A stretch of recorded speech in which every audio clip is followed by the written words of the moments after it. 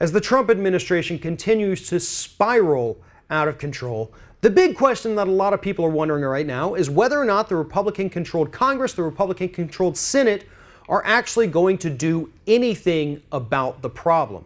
Are they going to look into the administration's ties, their communications, before the election even took place with the Russian intelligence officials?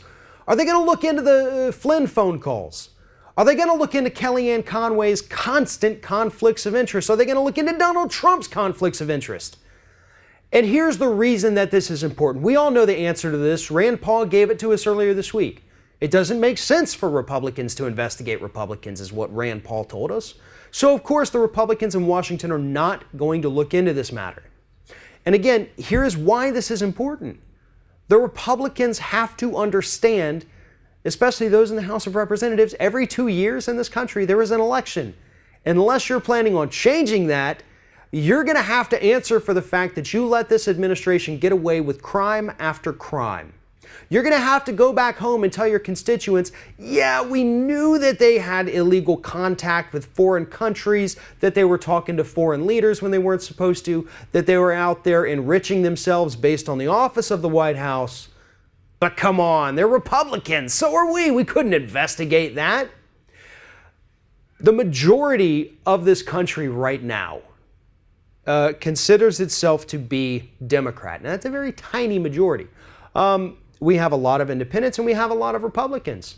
There were plenty of Republicans who were not necessarily happy that Donald Trump was their nominee. There were plenty of independents who voted for Donald Trump who could just as easily swing back to the Democratic side in the next election. Plenty of Democrats who sat out the last election because they didn't like Hillary Clinton, but they will return in 2018 for the midterms. Do you see where I'm going with this? There are a lot of people in this country right now who are not necessarily tied to the idea of simply voting for a Republican because they are a Republican. And that should scare members of the House of Representatives and Senate Republicans.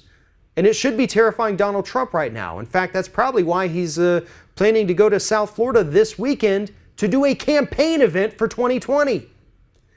Republicans are going to have to answer for the fact that they are not doing anything about the corruption within the Trump administration. Again, we're less than a month into this, and we've already seen one high-ranking official have to resign because of potential criminal activity and covering up that activity. We have seen Kellyanne Conway go on media outlets and shill for Ivanka Trump, a move that is in direct violation of federal law. Donald Trump himself out there attacking media outlets, attacking retail stores, attacking anyone who says anything about him, Saturday Night Live, and doing it all to enrich himself. If Republicans choose to not go after Trump, to not investigate him, we can't force them to. The only thing we can do is hold them accountable for that when they come up for re-election in 2018.